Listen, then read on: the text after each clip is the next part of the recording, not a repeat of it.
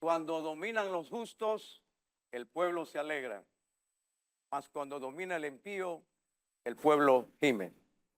Bienvenidos a su programa Patria y Democracia. En esta oportunidad nos acompaña el licenciado Ricardo Lombana, candidato presidencial por el partido Movimiento Otro Camino. Con él conversaremos sobre los temas que a todos nos interesan. El objetivo es no solamente conocer las propuestas y el pensamiento del candidato, sino fortalecer el pensamiento democrático de nuestro pueblo. La Escritura nos dice, por pluma del apóstol Pablo, sométase toda persona a las autoridades superiores, porque no hay autoridad sino de parte de Dios, y las que hay por Dios han sido establecidas. De manera que nos corresponderá a nosotros cumplir el siguiente mandato, que es orar por los que nos gobiernan y están en eminencia, para que vivamos quieta y reposadamente en toda piedad y honestidad.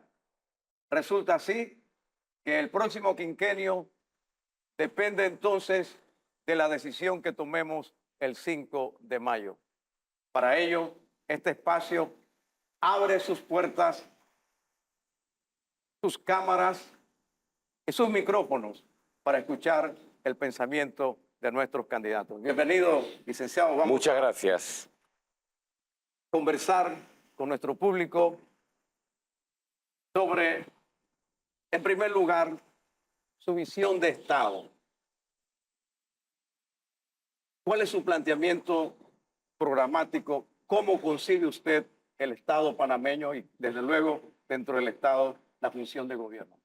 Muchísimas gracias, en primer lugar, por la invitación y por abrir un espacio para conocer nuestro pensamiento y nuestro planteamiento para toda la audiencia de su comunidad. Es para nosotros un espacio muy importante para intercambiar con miles y miles y miles de panameños que seguramente verán esta entrevista y podrán entender, comprender y escuchar nuestro pensamiento y nuestra propuesta para el país. Gracias por la distinción y el honor de darnos este espacio. Sobre mi pensamiento con respecto al país, visión de largo plazo. El ser humano está en el centro de toda política pública. Hemos estado tal vez por 30 años, 40 años, concentrados en la infraestructura, en la economía, en factores que están externos o alrededor de lo principal, que es el ser humano, y alrededor del ser humano, que será el centro de nuestra política pública, tiene que estar obviamente el derecho a vivir en un ambiente sano, el derecho a respetar nuestro medio ambiente y nuestros recursos, el derecho a proteger nuestros recursos hídricos y el derecho, obviamente, a la vida. En ese último fallo que nos dio la Corte Suprema de Justicia, que tumbó el contrato minero, gracias a la acción de varios abogados y abogadas panameñas, varios de ellos miembros y parte de nuestro movimiento, la Corte Suprema nos recuerda en un gran fallo y en una gran decisión que no hay interés económico que pueda estar por encima del interés o del derecho a la vida y el derecho a vivir en un ambiente sano. Este es un país, Pastor Álvarez, rico en recursos, pero mal administrado. Vivimos en uno de los países más ricos de América Latina y no existe ninguna justificación para que no tengamos un gobierno que distribuya de manera equitativa las grandes riquezas que tiene la nación panameña. En función de eso, pensamos atender tanto la salud pública, las necesidades de educación básica, la igualdad. Sabemos que existe una brecha enorme en la desigualdad social y económica en este país, así como muchas otras necesidades básicas que tiene el ser humano y que tienen los panameños. Esto se lo comento como visión de largo plazo de nuestro movimiento. Bien. Sobre propuestas Aquí tenemos, podremos hablar. acá tenemos la ventaja de que no existe un término fatal como en los debates, pero sí hay temas que son puntuales y que la población, me imagino, está ávida de conocer cuál es el planteamiento del candidato. Uno de ellos es el gravísimo problema de la Caja del Seguro Social. ¿Cómo abordará su gobierno, en caso de que sea elegido, el tema para buscar una solución permanente a largo plazo y para las próximas generaciones? En primer lugar, ninguna de nuestras soluciones ignora el pasado, porque nunca podemos olvidar qué nos trajo hasta aquí para poder tomar decisiones correctas para el futuro. Todos los asegurados y los panameños sabemos y conocemos que la Caja de Seguro Social ha sido la piñata de los principales partidos políticos del país y ha sido utilizada como caja menuda, para no decir saqueada, por distintas administraciones. ¿Por qué hay que recordar eso siempre? Porque a la hora de proponer la solución, no podemos pedirle sacrificios al asegurado si antes el gobierno no se aprieta el cinturón. Como ocurre en cualquier hogar, cuando se acaba la plata o cuando hay crisis. Un padre responsable, lo primero que hace no es recurrir a pedirle sacrificios a otros, sino demostrarle al pueblo, en este caso el padre de familia, aprieta el cinturón, ahorra recursos, hace más eficiente la administración, reforma la ley para que la Caja de Seguro Social tenga que tener mayor o pueda tener mayores utilidades. ¿Cuál sería la reforma de la ley? Bueno, uno, mayor responsabilidad para los miembros de la Junta Directiva, porque esa debacle la han permitido los miembros de la Junta y el director. Exigencia de responsabilidades para los miembros de la Junta y para el director de la Caja. Segunda reforma, que las inversiones de la Caja de Seguro Social puedan tener mayor utilidad y rentabilidad. Hoy por hoy, la Caja está atada de manos porque sus inversiones financieras están limitadas en cuanto a la utilidad o al retorno que puedan tener. La Caja de Seguro Social tiene inmuebles, terrenos de gran valor, pero no puede hacer nada con ellos para sacarle utilidad porque la ley lo limita. ¿Qué de la cuota obrero patronal? Vamos para allá. Primero, las medidas que le darán más plata a la Caja para demostrarle al pueblo que no podemos permitir que nos digan, pastor, que no hay plata. La plata alcanza cuando no se la roban. Y en la Caja de Seguro Social se han robado muchas. Entonces, primero pongamos orden en la casa, primero hagamos las reformas a la ley de la Caja de Seguro Social que permitan cobrar la morosidad, sacar más utilidades, ser más eficiente, sacar a las botellas y luego entonces le vamos a proponer al país un sistema solidario. El tema es que el paciente no espera una cirugía a largo plazo. El paciente está en estado prácticamente de coma. Hay programas que están prácticamente ya quebrados. Entonces, si buscamos soluciones que tienen que ver con una modificación al funcionamiento actual de la Caja del Seguro Social, pero no se inyecta inmediatamente nuevos recursos a los programas que ya están fallidos, ¿qué solución se le puede dar inmediatamente a esos programas? Hay que decirle al país de dónde vamos a sacar la plata. Y por eso mi respuesta inicia diciendo de dónde. Es irresponsable si yo digo, vamos a hacer tales reformas al sistema de pensiones y vamos a inyectar 2.500 millones. Yo estoy diciéndole a todo un país de dónde vamos a sacar la plata para tapar el déficit del programa de invalidez, vejez y muerte, que tiene un déficit. Pero no le mintamos a la población cuando vemos los informes de la OIT o las corridas actuariales que dicen que no hay plata. Un momento, no hay plata porque hay 4.000 millones de dólares que los están destinando a gastos que nadie necesita en este país. Sí vamos a inyectarle fondos al programa de IBM, pero tenemos que decirle a la población de dónde. Y por eso mi respuesta empieza por allí. Si yo no arreglo... Perdóneme, el tema del seguro va más allá de lo más grave que en este momento pareciera ser el programa de invalidez, vejez y muerte.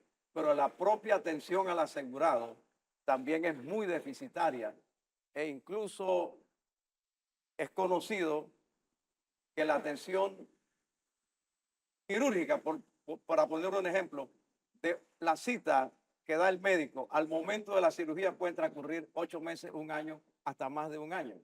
En muchos casos el paciente hasta muere. Y hay instituciones o instalaciones de la Caja del Seguro Social, de atención de servicios de salud, que carecen absolutamente de todo. Tienen el personal humano, pero no tienen o los equipos o los insumos. Allí también tiene que haber una medida urgente para atender a un asegurado que ha pagado sus cuotas y que espera una retribución consona con su responsabilidad ya cumplida. A nosotros nos toca designar en los primeros meses de gobierno al nuevo director de la Caja de Seguro Social. Y el país entero puede esperar que va a ser un panameño o una panameña nombrada por mérito y con idoneidad. No como el director actual, que dice que tiene que hacer nombramientos porque los diputados le mandan cartas. Usted perdona que yo insista, pastor, pero no podemos salvar a un paciente que está en cuidados intensivos si no le decimos al país de dónde vamos a sacar la plata. En la parte administrativa de la Caja de Seguro Social hay muchos nombramientos de botellas políticas. ¿Cómo le voy a decir yo al país? Vamos a inyectarle 1.000 millones de dólares para tapar el déficit del programa de IBM. Si no le digo al país primero, mira que estamos ahorrando la plata que hoy se llevan para sostener un partido político o para actos de corrupción. Sería muy fácil llegar y decir, vamos a destinar dinero de todos los panameños para tapar el déficit y salvar el programa de pensiones. Eso es lo que están diciendo los otros. Nosotros estamos diciéndole a todo un país de dónde vamos a sacar el dinero para cubrir el déficit. Vamos a reformar el sistema de pensiones. ¿Para qué? Para que sea un sistema solidario y que tenga espacio voluntario para los aportes individuales. Yo soy parte del subsistema mixto. Yo soy asegurado.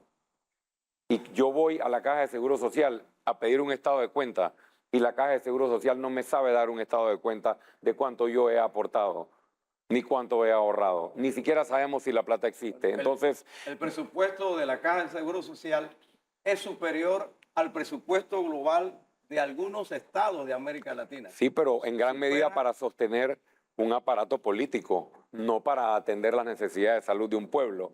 Si nosotros no rompemos el sistema que está sosteniendo a los políticos a punta de los recursos y los aportes de los panameños, podremos tirar o podremos tomar cualquier medida sobre la mora quirúrgica, sobre los medicamentos que no hay, sobre los equipos dañados. Como dicen en buen panameño, vuelve y tuerce la puerca el rabo. Los recursos existen. ¿Cómo podemos abastecer de medicamentos a la Caja de Seguro Social? Haciendo lo que ha hecho Costa Rica, lo que ha hecho Guatemala, lo que han hecho nuestros países vecinos. Utilizando mecanismos de compra conjunta o mecanismos que da la OPS o la OMS para abastecer del 100% de medicamentos del listado oficial en menos de 100 días la Caja de Seguro Social. Eso es lo que vamos a hacer para que haya medicamentos. ¿Por qué no se ha resuelto este problema en 40 años? Siempre es importante recordar el antecedente, porque mientras no haya medicinas en la caja, se le mantiene el negocio a las distribuidoras de medicamentos, porque la gente tiene que ir a la privada. Entonces necesitamos un gobierno que finalmente se atreva a importar medicamentos, abastecer la Caja de Seguro Social y en el sector privado, una vez la caja abastecida, que haya mayor competencia. No puede ser que solo 4 o 5 actores sean los que tienen acceso a importar medicamentos. Y un comentario sobre el sistema de salud. Necesitamos implementar lo que nosotros estamos proponiendo, que es un sistema preventivo de salud, un sistema de atención primaria de salud. Hoy todos acudimos a urgencias porque no existe un sistema de atención preventivo. ¿Cómo se instala un sistema preventivo? Dividiendo a la población por bloques de 2.500 o 3.000 personas. Se han hecho algunos esfuerzos en el pasado, pero se han visto truncados. Y a esas 2.500 o 3.000 personas se les asigna un médico de cabecera y un equipo médico con su debida infraestructura a nivel nacional. ¿Eso qué quiere decir? Bueno, me parece que ya esos son detalles importantes, sí, pero más específicos a necesidades determinadas. La pregunta era dirigida a un término más global y más omnicomprensivo de la situación de la Caja del Seguro Social. Pero vamos a otro tema.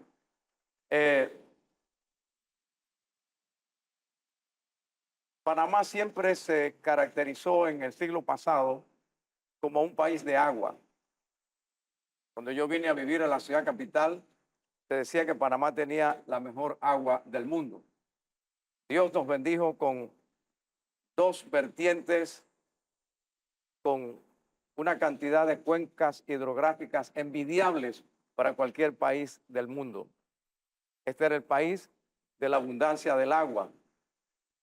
Cuando se construyó el canal, también se construyó el agua artificial en su momento más grande del mundo. Un país donde llueve 8 o 9 meses al año y en algunas regiones casi todo el año. Sin embargo, tenemos una carestía de agua enorme, tan grave que hay un sector de la población panameña que se ha acostumbrado a pensar que se puede vivir con un abastecimiento cada semana por un cisterna que llega con el vital líquido. Y lo ven como normal. Y solo se quejan si pasan 2 o 3 semanas que no llega el cisterna. Y un problema tan grave que ha tocado la fibra de nuestro principal activo, el Canal de Panamá, pero que a la misma vez afecta enormemente la producción agropecuaria. ¿Cuál es la solución que usted plantea para el grave problema del agua? Número uno, arreglar la institución encargada de administrarla, que es el IDAN. El IDAN hoy es inoperante. Vamos a elevarlo a una autoridad de manejo y atención de los recursos hídricos. Y en nuestro paquete de la Asamblea Constituyente vamos a proponer elevar a la Constitución el blindaje de esta autoridad, alejarla de la política partidista y hacerla una entidad técnica con gente idónea que logre hacer su trabajo. ¿Cuál es su trabajo? Hoy casi el 40% del agua se va en fugas no atendidas a tiempo por el IDAN. Eso lo vamos a atender. Número dos, el 50% de los hogares que consumen agua potable no tienen medidor. No podemos solucionar el problema del agua si no estamos midiendo cuánta agua se consume. Y tercero, darle paso a las soluciones, a los equipos técnicos y a la gente idónea y no a la corrupción. Yo en todas mis respuestas le voy a mencionar la corrupción. ¿Y sabe por qué? Porque el problema no se soluciona para seguir dándole negocio a los dueños de los camiones cisternas. Y detrás de los camiones cisternas hay políticos, hay diputados. Yo le presenté una solicitud al director del IDAN que nos dijera quiénes eran los dueños de los cisternas y nos dijo que esa era información confidencial. Tenemos que cambiar el sistema para solucionar el problema. No solo la institución, ahora hablemos de las fuentes hídricas. Sí tenemos el país o uno de los países que más llueve, pero además que más desperdicia agua, que no la acumula, que no la reutiliza y además uno de los países que más la contamina. Por eso nos oponemos a la minería, sobre todo a la minería metálica de cielo abierto que contamina nuestros acuíferos. Tenemos 3 soluciones puntuales al tema del agua, varias de ellas ya estudiadas. El primero es el proyecto de Bayano. El proyecto de Bayano le da agua para consumo a todo el sector este de la ciudad capital que no tiene agua hace muchísimos años y Bayano atiende al mismo tiempo agua para los reservorios artificiales del canal, aumentando la capacidad de tránsito o de esclusajes que se puedan hacer.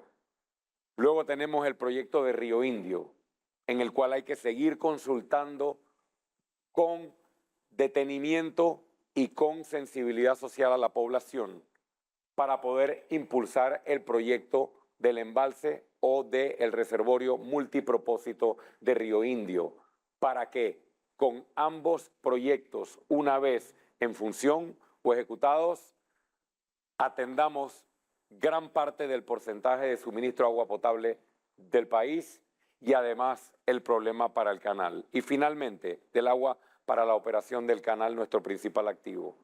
Provincias centrales y región occidente del país.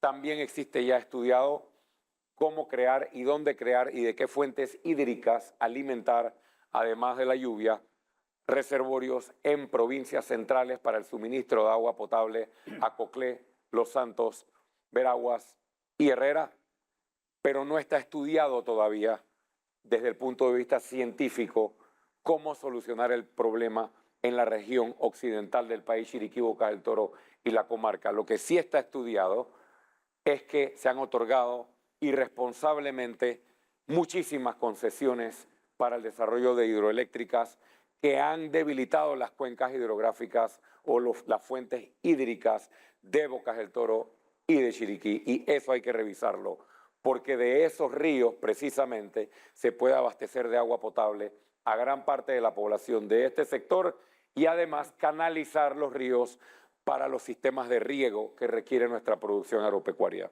Muy bien.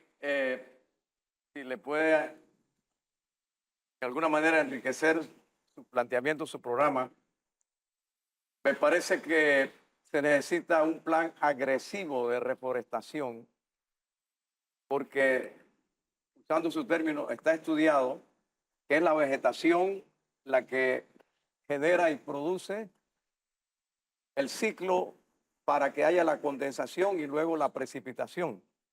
Y en Panamá tenemos una deforestación criminal. Incluso hoy el mayor producto de exportación de Panamá no es ni el banano, ni el café, ni los camarones. Es la madera que sale de nuestros bosques, enrareciendo nuestra atmósfera, deforestando, desertificando y creando más problemas de agua. Vamos a otro Solo tema. entre paréntesis, somos los únicos que hemos propuesto qué hacer con el área de la mina cuando se vaya la mina, porque se va la minera. Y una de las cosas, para no agotar el tema aquí, que hemos propuesto es la creación de una escuela internacional para formar restauradores ambientales. Esos restauradores que vamos a tener como capital humano para los jóvenes, carreras nuevas en este país, se encargarían de restaurar el área de la mina, se encargarían de restaurar otras minas abandonadas, se encargarían de restaurar los más de 64 vertederos a cielo abierto que tenemos en el país que nos tienen respirando aire con veneno y se encargarían de restaurar la devastación que está ocurriendo en el Darién, entre tantas otras cosas. Está en nuestra visión y nuestro plan de gobierno está publicado y bien desarrollado en detalle nuestra propuesta para un Panamá verde. Haciendo algo más que una labor de entrevistador, no, un planteamiento coloquial. No hay nada nuevo debajo del sol, como dijo Salomón. En Europa, donde la minería a cielo abierto es parte de la historia, hay regiones que han sido inteligentemente aprovechadas, donde antes hubo una mina y ahora son áreas turísticas, áreas de producción industrial o áreas agropecuarias por el tratamiento posterior. Por tanto, yo no veo con pesimismo el tema de la mina. Si se produce realmente no solamente el estudio, sino que hay la voluntad. Y lo que hoy es un problema sería para los próximos años una enorme solución. Y aquí sí quería decirle que reconocemos la labor que hicieron los abogados en plantear los recursos ante la Corte Suprema de Justicia, pero si el pueblo no va a la calle, si estos muchachos que están aquí no permanecen, si no se manifiestan públicamente, si no hacen la presión que se hizo, si no hubiéramos tenido los 2 muertos que hubo allá en la carretera panamericana, todavía la Corte estuviera analizando, si no durmiendo, el sueño de la paz, el proyecto de fallo. Así que aquí yo pienso que el mérito lo tiene el 80 o 90% de la población panameña que despertó en conciencia y en acción. Y gracias a Dios eliminamos, por lo menos por ahora, la explotación de ese recurso que era una tragedia no solamente ecológica, sino a futuro para nuestro país. Otro tema fundamental para nuestra nación es el tema de la educación. Bueno, es trillado y repetido la mala puntuación que tiene el estudiantado panameño en las pruebas PISA. Y también es notorio leer cualquier mensaje de redes sociales y ver la cantidad de errores ortográficos, etcétera. La incapacidad de un joven de 18, de 20 años de recordar eventos históricos, personajes importantes de la nación e incluso ya de sumar y multiplicar. ¿Qué haremos con la educación? Varias cosas en conjunto. Primero, Panamá es uno de los países que más aporta recursos a su educación, proporcionalmente hablando con respecto a toda América Latina, pero tiene los peores resultados. Eso nos tiene que llevar a preguntarnos por qué.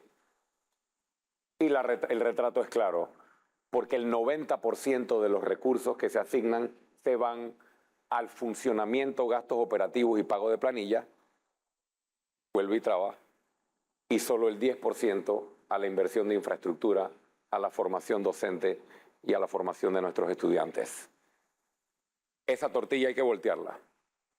Y el porcentaje que se va a pago de planilla y gastos operativos tiene que disminuir drásticamente, no solo en educación, sino en otros sectores, y es lo que vamos a hacer. Número 2, sacar la política partidista del MEDUCA.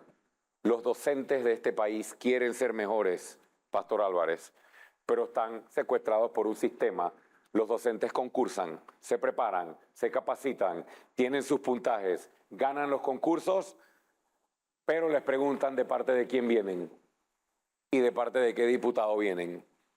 Si los criterios de designación de una plaza docente dependen de un diputado de la nación, seguiremos marcando los últimos lugares de educación por todos los años que vienen. Tercero, la única forma de reformar la educación a largo plazo, voy a hablar de largo plazo y de corto, a largo plazo es dándole la mejor formación posible a nuestros docentes luego de haber sacado la política partidista del MEDUCA. Por eso nuestra propuesta se basa en la transformación de la Escuela Normal Juan Demóstenes Arosemena de Santiago de Veraguas y principalmente de la Facultad de Educación de la Universidad de Panamá. ¿Para qué? Para que una vez cambiada la metodología, la currícula, el pensum y la tecnología que se utiliza, el Estado otorgue becas del 100% cubierto con fondos públicos, no a los hijos de los políticos ni a los amigos de los políticos, a los mejores índices académicos del país para incentivarlos a estudiar la carrera docente. Así atraemos a los mejores estudiantes a la carrera docente y en 4 años graduamos a la primera nueva generación de docentes. Y en 8 años tenemos 30.000 nuevos docentes. En ese nuevo sistema invitamos a los docentes actuales a que entren con incentivos económicos y con la debida actualización y formación.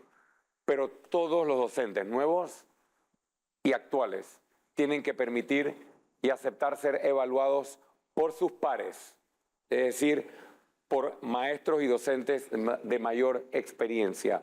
Y finalmente, entender que por más que eliminemos las escuelas rancho, por más que le demos una computadora a cada niño, por más que tengamos comedores escolares que resuelvan el problema de nutrición, por más que tengamos las mejores infraestructuras escolares, si no transformamos el sistema de formación docente y protegemos a nuestros docentes y los cuidamos, los otros problemas que atendamos, como los que enumeré, no nos darán la transformación educativa. Y por último, un comentario muy breve sobre la formación técnica y la formación del hoy. Hemos propuesto la creación del Instituto de Inteligencia Artificial, Robótica y Ciencia de Datos, porque las inversiones tecnológicas se están yendo para otros países, porque nuestro sistema educativo, sobre todo educación superior, no está ofreciendo una oferta académica para formar a nuestros jóvenes en las carreras digitales que hoy está exigiendo el mercado. Y finalmente el inglés. En el debate último de los jóvenes hablé mucho de esto. ¿Por qué?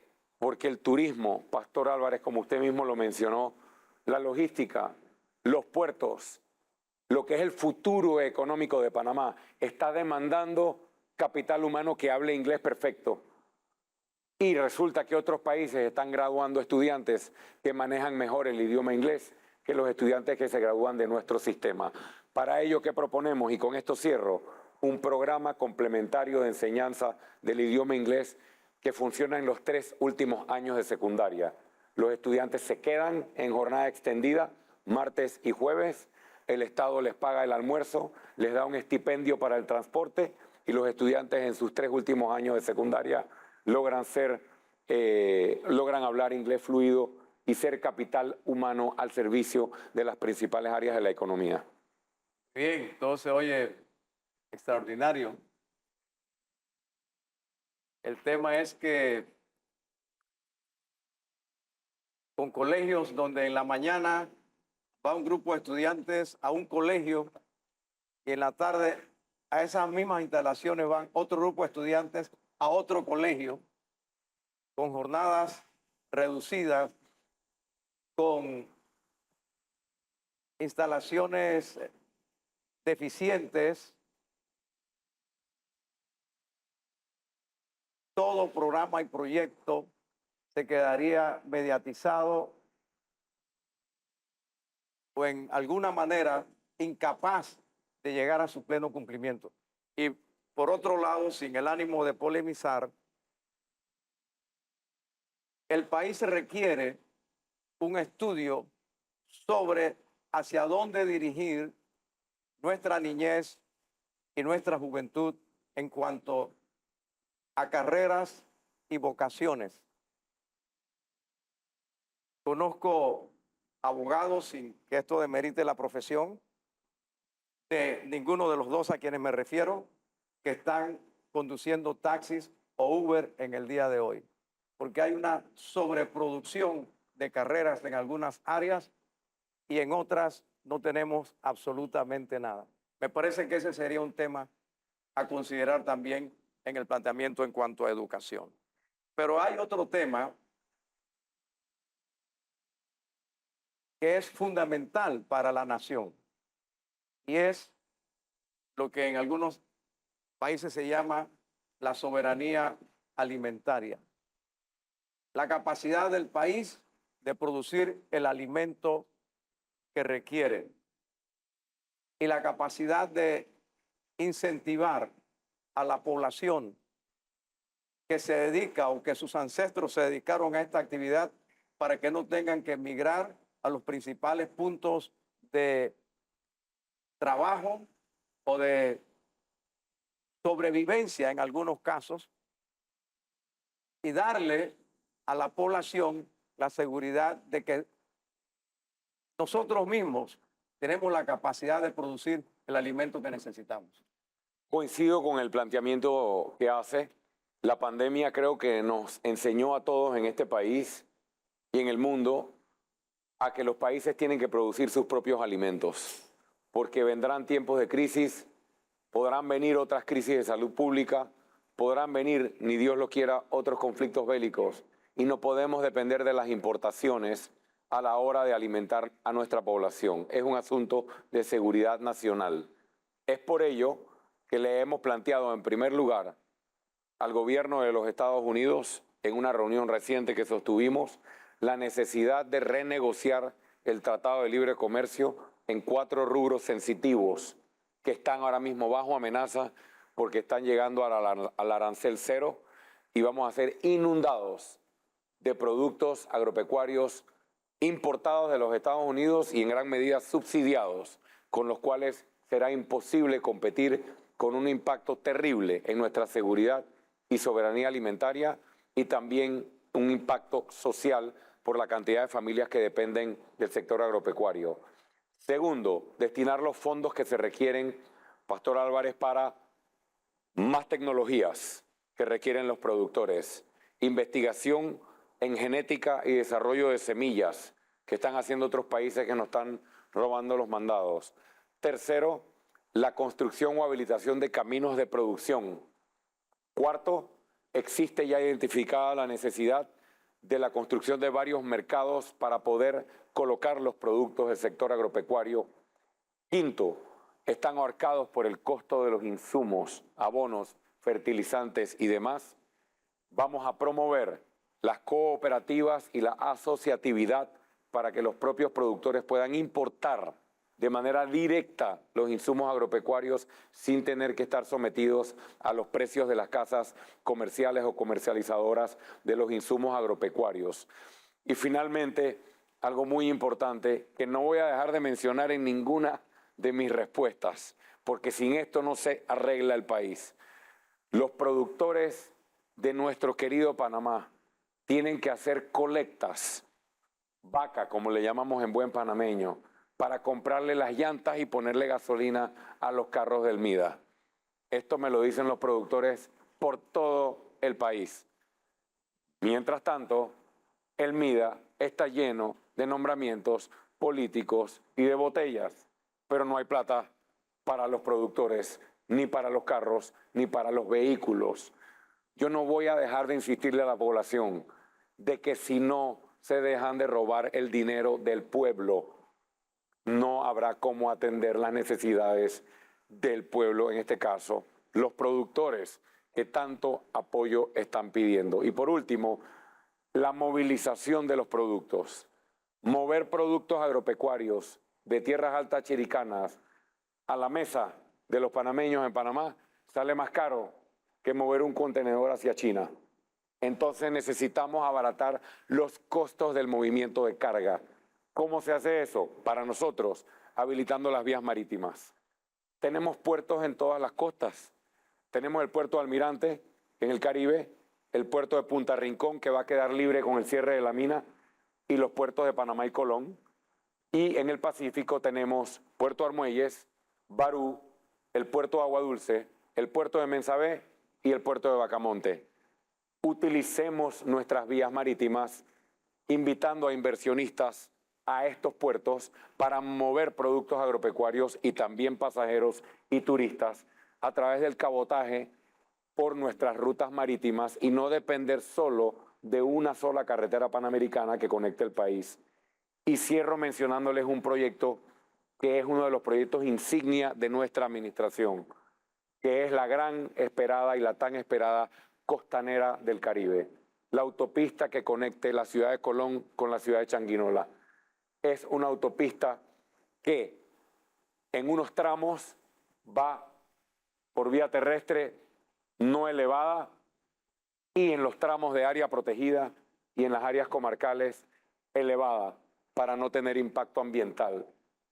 Es así, conectando los distintos puntos donde está la producción agropecuaria con los puertos y donde están los mayores consumidores o la gran concentración de población, que podemos abaratar el movimiento de carga, eliminar la distorsión de los intermediarios y darle comida y alimento más barato a nuestra población. Parece que en Panamá necesitamos de crisis para buscar soluciones.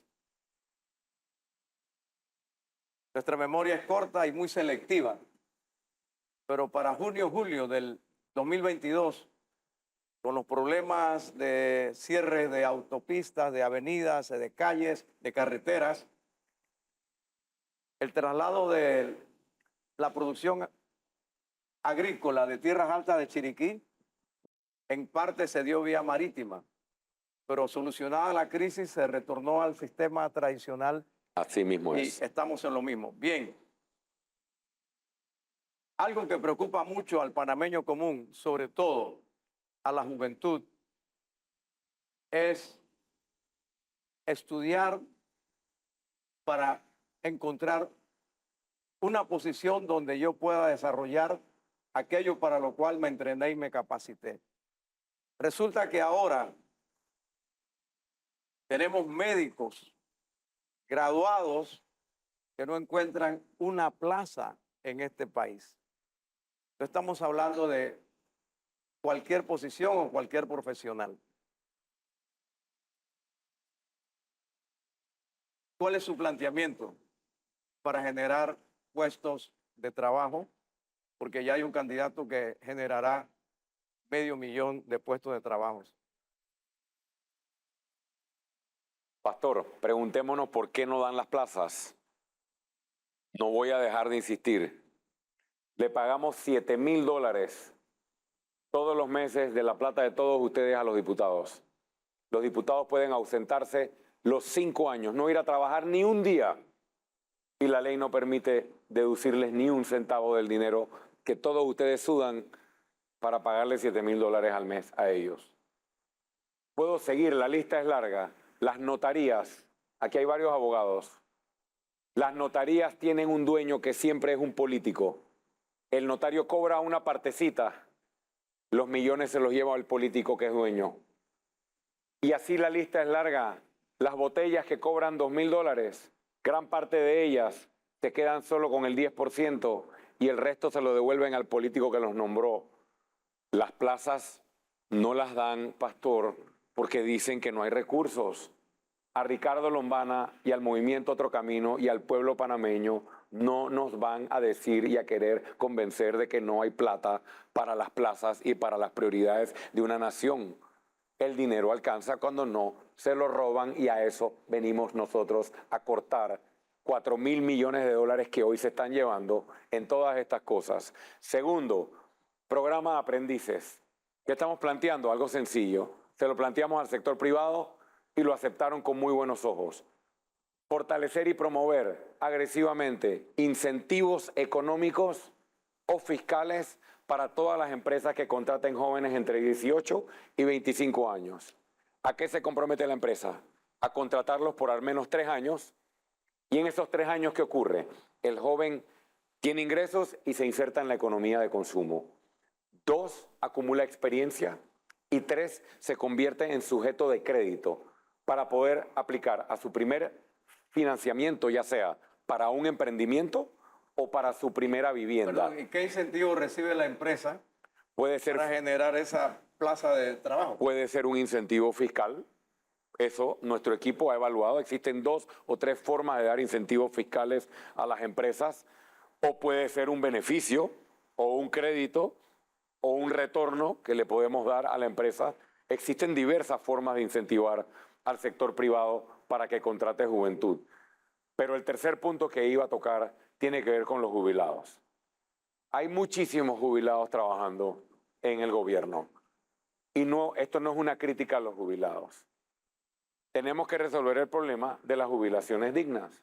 Si no hay jubilaciones dignas con las que nuestros jubilados puedan vivir, la gente va a tener que seguir completando de aquí y de allá y los jóvenes van a seguir con oportunidades bloqueadas o truncadas. Y no puedo dejar de mencionar esto. Las carreras del hoy y del mañana. Hablé del Instituto de Robótica, Ciencia de Datos e Inteligencia Artificial.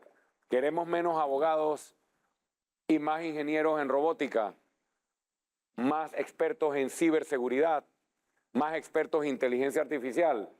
Tenemos que ofrecer las carreras para que los jóvenes puedan graduarse en estas carreras técnicas. Y algo que mencioné en el debate, que quiero reiterar aquí. Basta de pedirle a nuestros jóvenes que tienen que inscribirse en un partido político para poder tener una beca. Porque todas las becas en este país solo las dan si tienes palanca política. Y basta de pedirle a los jóvenes que se inscriban en un partido para poder tener un nombramiento en una plaza, en el MIDA como ingeniero agrónomo, o en la CENIAF como psicólogo, o en cualquier institución. Yo insisto tanto en esto, ¿por qué? Porque el país está secuestrado por un sistema que tiene a la juventud y a todo el mundo dependiendo de comer las migajas de los políticos. Ven que yo soy el que te resuelvo, no me importa si estás preparado o no, inscríbete y engrosa las filas de mi partido y ayúdeme a sostenerme en el poder para seguir robando.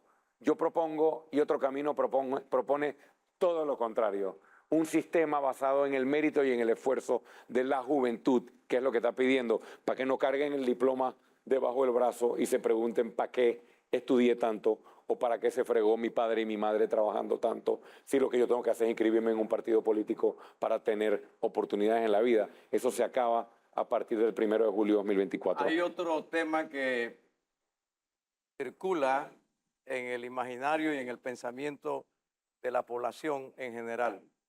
En algunas áreas más, en otras menos, pero está en todas las áreas. Es el tema de la seguridad. Hay un incremento de la delincuencia. Hay un incremento también de la delincuencia organizada visible. Hay una sensación de inseguridad, ya no solamente en áreas de corte popular, sino en todos los sectores. Y hay la sensación de que en Panamá la delincuencia organizada no depende exclusivamente de las pandillas o de los grupos en Panamá, sino que existe algún tipo de conexión con organismos delincuenciales internacionales. ¿Qué plantea su gobierno para darnos más seguridad a los panameños? El gobierno no puede combatir el crimen si el crimen está dentro del gobierno. Planteamiento número 1. Una semana sí y una semana no.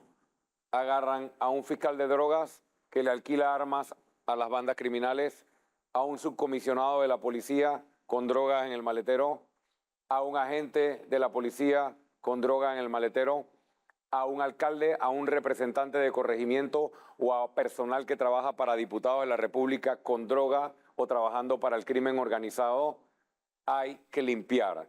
Eso significa, o puedo entender, que la delincuencia de esta magnitud ha penetrado a los partidos políticos. Ha penetrado a los partidos y ha penetrado a los órganos del Estado.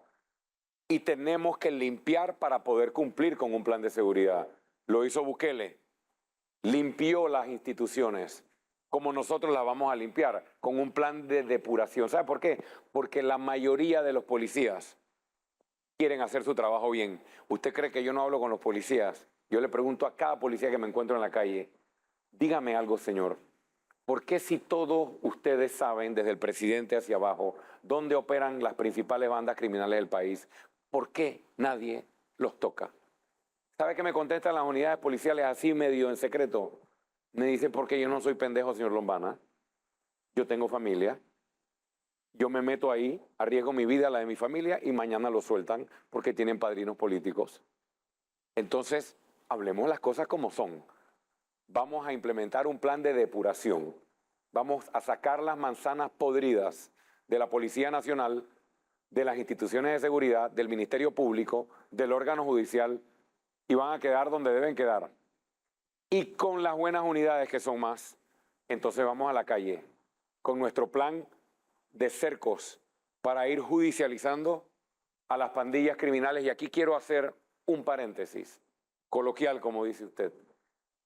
Yo quiero felicitar y quitarme el sombrero ante el trabajo que hace la Iglesia Evangélica y la comunidad evangélica en Panamá con respecto a la rehabilitación y a la resocialización de personas que han estado en vida criminal y que hoy son ciudadanos de bien. Están aportando muchísimo y es notable, y lo digo como testimonio porque recorro todo el país y me encuentro con muchísimos testimonios de personas que gracias al apoyo y a la guía de la Iglesia Evangélica han visto la luz, obviamente con la ayuda de Dios, y han salido del crimen.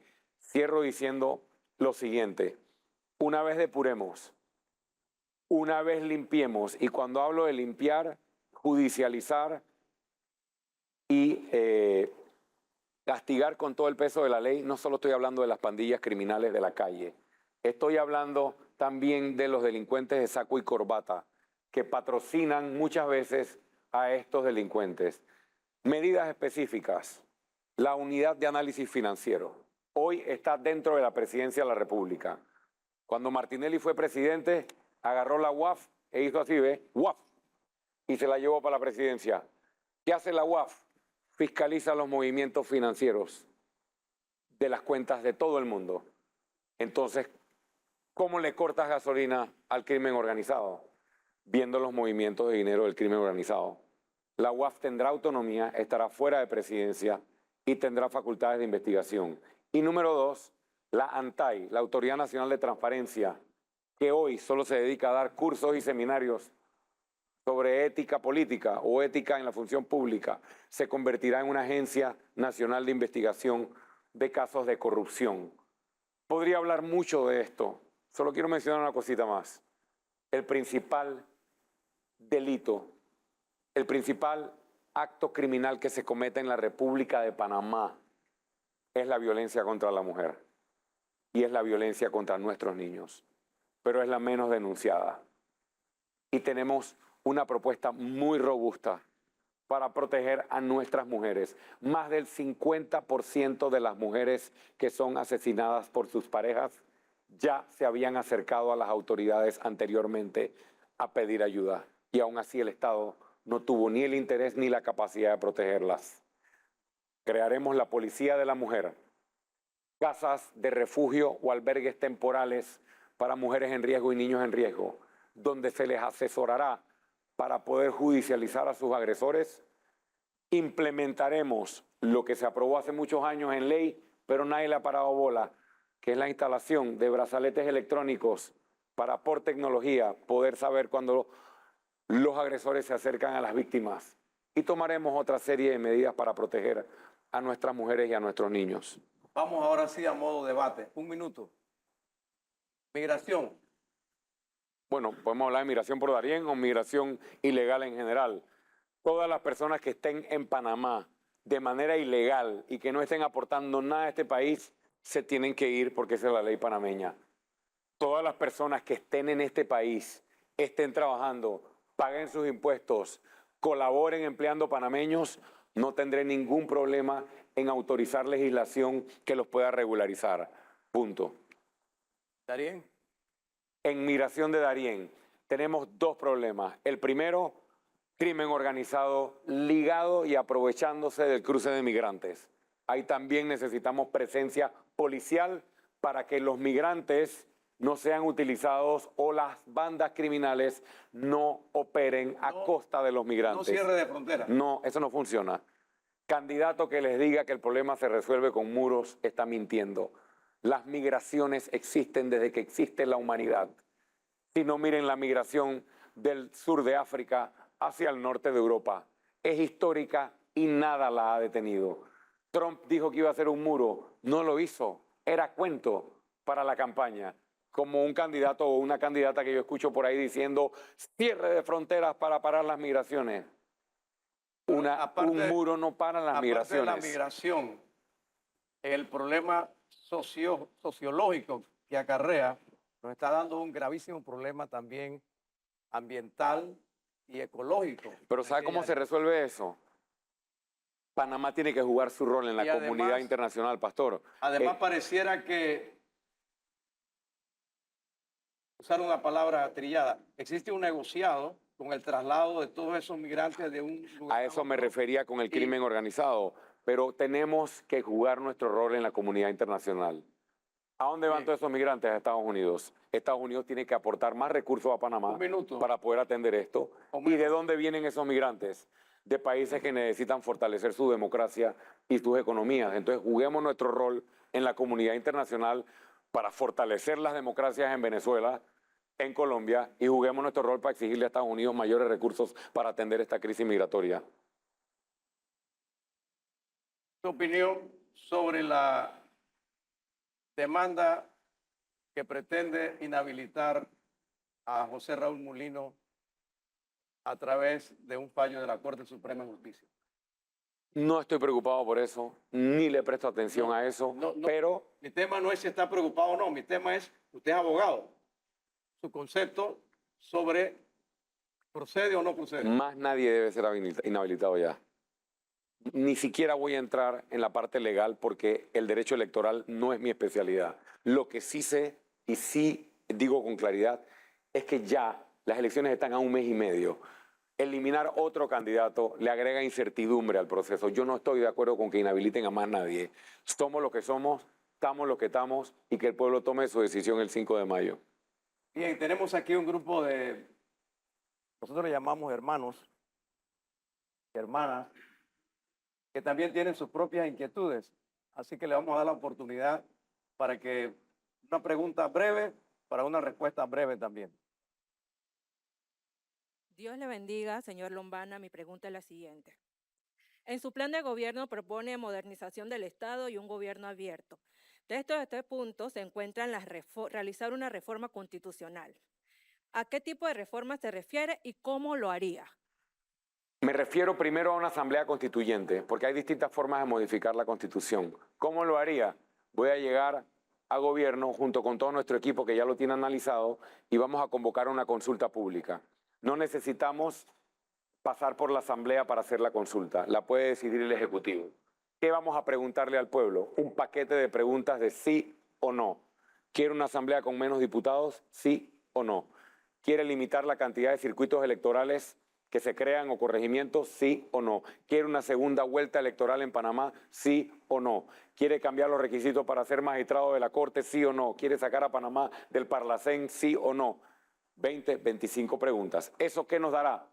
La legitimidad de todo un pueblo para hacer el llamado a la constituyente y que ningún corrupto en la asamblea se pueda oponer, porque el pueblo abrumadoramente votará que sí y tendremos la legitimidad para obtener las nuevas reglas del juego constitucionales que estamos pidiendo y que el pueblo está pidiendo. Gracias. Ayer, 21 de marzo, celebramos el Día Mundial del Síndrome de Down.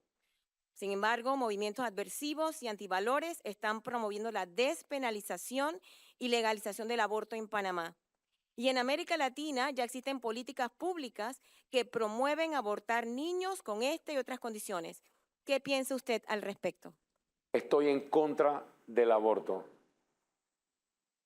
Solamente debe mantenerse lo que está contemplado en las leyes penales actualmente. Ciertos casos específicos cuando hay vida en riesgo y eso existe hoy en la legislación. Cualquier cambio que se quiera hacer a eso, estoy en contra. Hola, buenos días, buenas tardes ya. Acaba de mencionar que Panamá debería jugar su rol en la comunidad internacional. ¿Cuáles serían las consecuencias jurídicas, económicas y diplomáticas de sacar a Panamá del Parlacén? Jurídicas, económicas y diplomáticas. Jurídicas, ninguna. Diplomáticas, ninguna.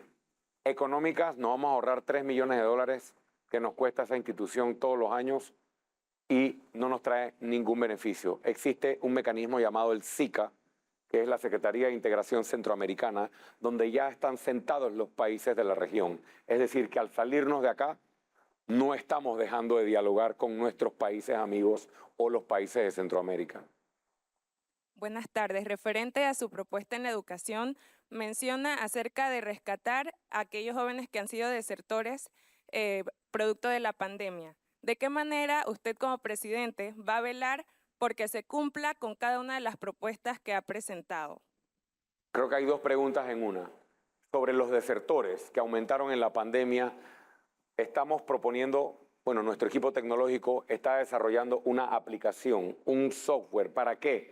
Porque este es un trabajo que hay que hacerlo casi como cuando vas haciendo censos de casa en casa o empadronando de hogar en hogar.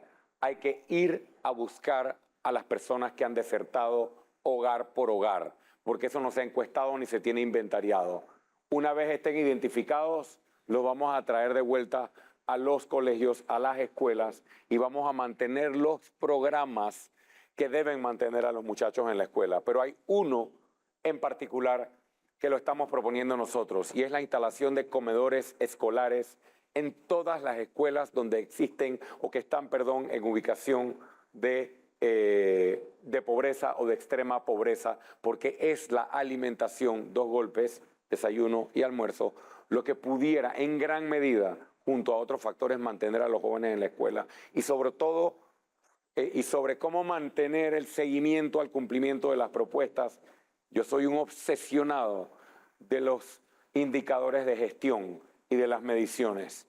Tenemos un equipo que solo se va a dedicar a medir cómo van los avances, quién cumple, quién no cumple. Es más, les digo algo más, a los gobiernos locales, alcaldías, juntas comunales, que no cumplan con sus indicadores de gestión ambiental, gestión para las personas con discapacidad, gestión con respecto a la recolección de desechos y manejo de residuos, entre otros, haremos todo lo posible por asignarle menos recursos en la asignación presupuestaria del año siguiente. Y si cumplen, haremos todo lo posible por asignarle más recursos para ir a un sistema de premios o castigos dependiendo de la gestión que cumplen en sus comunidades. Dios le bendiga, candidato. Amén. Quisiera saber cuál es su propuesta para disminuir algunos problemas sociales que comparten la gran mayoría de la población, como el deficiente servicio del transporte público. El transporte público tiene muchísimos problemas y en un minuto definitivamente es muy difícil. Lo primero, sacar la política partidista de los certificados de operación y de los cupos de taxi. Porque todos los certificados de operación y todos los cupos de taxi están en manos de políticos. La ley prohíbe que se vendan los cupos y los certificados de operación. Hoy se venden a 15,000, a 20,000 y a 25,000 dólares y eso va para el bolsillo de los políticos. Limpiemos y podremos tener un sistema competitivo con más líneas de Metrobús, con más líneas del metro que tiene que llegar obviamente a otros puntos de la ciudad Con y más con líneas de Metrobús. y alimentadores. ¿Y dónde van a transitar? Bueno, tenemos obras de infraestructura también. Si tenemos las mismas vías y le metemos más autobuses, vamos a congestionar más la ciudad y no creo que así se va a solucionar plenamente el problema. Tenemos obras de infraestructura vial también. Lo que pasa es que no me han preguntado todavía por las carreteras y las obras de infraestructura me parece vial. que la pregunta involucra la respuesta de cómo se soluciona el transporte público. Una parte es con el sector administrativo y lo que tiene que ver con el otorgamiento de todo, pero la otra parte es la infraestructura. Si no hay infraestructura, por más que se arregle una parte, lo otro me parece no va a tener una solución. Vamos a escuchar otra pregunta. Saludos, señor Lombana. Gracias. ¿Qué recomienda usted al Ministerio de Educación sobre los libros que contengan ilustración y texto sobre inclusión de género, distinto a lo conocido y aprobado por la misma ciencia, que solo hay hombre y mujer? Gracias por la pregunta porque me permite aclarar una de las campañas negativas más grandes que me han hecho a mí desde que estoy en política. No estoy a favor del matrimonio igualitario. El que me consiga un video o una entrevista en la que yo estoy diciendo que estoy a favor, le doy un premio. Lo que hay es voz alterada con inteligencia artificial, lo que hay son videos cortados con la intención de causarle daño al único candidato que está dispuesto a parar la sinvergüenzura en este país y por eso utilizan ese tema que preocupa tanto a los panameños para querer desacreditarme. Y no estoy a favor de la enseñanza o la promoción de la ideología de género en los textos escolares y en el sistema del Ministerio de Educación.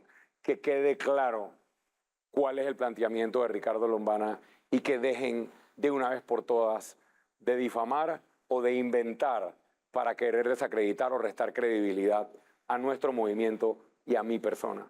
Bueno, otra vez en tema coloquial. Dime con quién andas y te diré quién eres.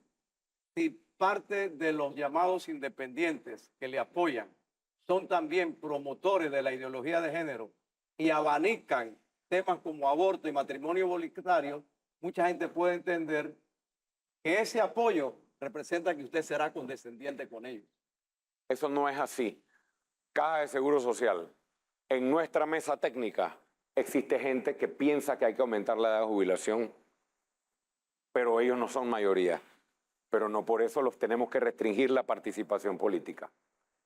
En nuestro movimiento, sí, en el movimiento Otro Camino hay personas que están a favor del matrimonio igualitario. Pero por eso les tengo que restringir la participación política en un movimiento que es de todos los panameños, no. Los podemos escuchar, pero no es la posición ni del movimiento ni la mía, y además ellos no deciden en gobierno, decide el presidente. Vamos con la siguiente pregunta. Buenas tardes, licenciado. En esa misma línea, hemos hablado de la palabra matrimonio igualitario. Sin embargo, en estos últimos días, convenientemente, los grupos que están a favor han utilizado la palabra unión civil. En ese contexto, quisiéramos preguntarle la diferencia entre matrimonio igualitario y unión civil, y si usted estaría de acuerdo en esa constituyente que se aprueben alguna de estas dos figuras. No, no estoy de acuerdo que se aprueben esas figuras y no soy abogado experto en el tema como para yo ser el que señale cuál es la diferencia entre una o la otra. Lo que sí es una realidad, hablando de abogados y de derecho, es que existe un fallo de la Corte Suprema de Justicia que ya se pronunció. Y eso significa que es ley de la República, que no es constitucional ni tampoco legal el matrimonio igualitario ni la unión de las personas del mismo sexo, y mucho menos la adopción de niños o niñas de personas del mismo sexo. Vamos a escuchar una última pregunta. ¿Cuáles son sus planes para que el lema del Hub de las Américas se traslade a todas las áreas del país en cuanto a tecnología de punta en el área de la salud, en el área institucional, en el área educativa y en el área comercial, a nivel de turismo, en materia de seguridad, etcétera? Un minuto. Dos respuestas rápidas. Entiendo, la pregunta es bien amplia. Nuestra visión es de polos de desarrollo, empezando por allí. Nosotros creemos firmemente en descentralizar el desarrollo. Por eso hemos planteado el polo de desarrollo de la región occidental, Chiriquí, Bocas y la comarca, el polo de desarrollo de la región central del país, Veraguas, Coclé, Los Santos y Herrera, y el polo de desarrollo del resto del país, que es el resto de las provincias y las comarcas que están de este lado del país. Con esa descentralización de la política pública de desarrollo, se genera empleo, se genera recursos de manera distribuida. Te voy a poner un ejemplo, hablaste de turismo.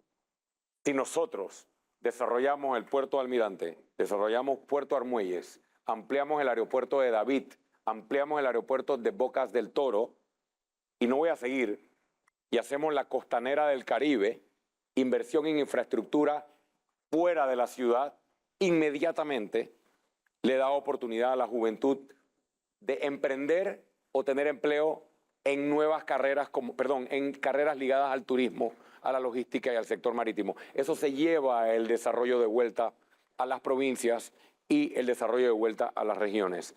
Pero me hablaste de servicios públicos como salud, agua, educación, y para eso tengo que hablar de descentralización. Porque una cosa es promover polos de desarrollo para que la gente regrese a, y otra cosa es que la descentralización llegue a salud pública, educación, transporte, accesibilidad, agua potable a las comunidades. Y en el último debate presidencial, este tema lo abordé claramente. Vamos a fomentar la creación de las juntas de desarrollo local. Las juntas de desarrollo local son el mecanismo que establece la ley de descentralización para que los ciudadanos puedan fiscalizar a sus juntas comunales y a sus gobiernos locales y asegurarse que los presupuestos se inviertan en los servicios básicos que la población necesita. Así que les pido a todos ustedes y a usted, joven, que se informen sobre las juntas de desarrollo local que pueden promover en todas las regiones del país la prestación de los servicios básicos. Este gobierno, rapidito, este gobierno desmanteló la ley de descentralización cuando vino la pandemia. ¿Qué decía la ley de descentralización? Que la mayor parte de los fondos que se destinaban a la descentralización se tenían que dedicar a inversión en infraestructura y servicios básicos para la población, y la minoría para nombramientos. Vino la pandemia, ¿qué hizo el PRD? Modificó la ley y dijo, toda la plata de la descentralización se puede usar para nombramientos. Eso hay que revertirlo a como estaba originalmente, porque con eso inflaron la planilla. Y yo, ¿qué hubiera hecho? Yo hubiera usado toda esa plata, que en gran medida fue plata que pedimos prestada a organismos internacionales, para fomentar el emprendimiento en vez de hacer nombramientos en el gobierno, porque eso hubiera movido la economía. Perdone que me demoré un poco con esta pregunta, pero fue larga. Todo lo que el hombre sembrare, eso también segará. Esa generosidad que hemos mostrado en el tiempo, esperamos con fe que el Señor nos la dé a nosotros también en una vida prolongada, fructífera y feliz. Bienaventurada la nación cuyo Dios es el Señor. Este país, por la oración de los que creemos en Jesucristo, amamos esta tierra y oramos por ella, está en las manos de Dios. Nuestro futuro lo colocamos también en el designio divino y esperamos que el 5 de mayo a las 10 de la noche todos los panameños de cualquier corriente y de cualquier posición podamos entender que Dios decidió a través del pueblo y que debemos respetar esa decisión expresada en las urnas para de igual manera enfrentar un nuevo futuro con fe y con esperanza. La nación requiere hoy del concurso de sus hijos con desprendimiento y con el entendimiento de que lo que hacemos hoy determina lo que cosecharán nuestras generaciones. Agradecemos infinitamente su tiempo. Sabemos que tiene una agenda muy apretada, con muchos compromisos, pero la oportunidad que nos ha dado ha sido preciosa. ¿Puedo decir algo más? 30 segundos. ¿Me permite? Sí.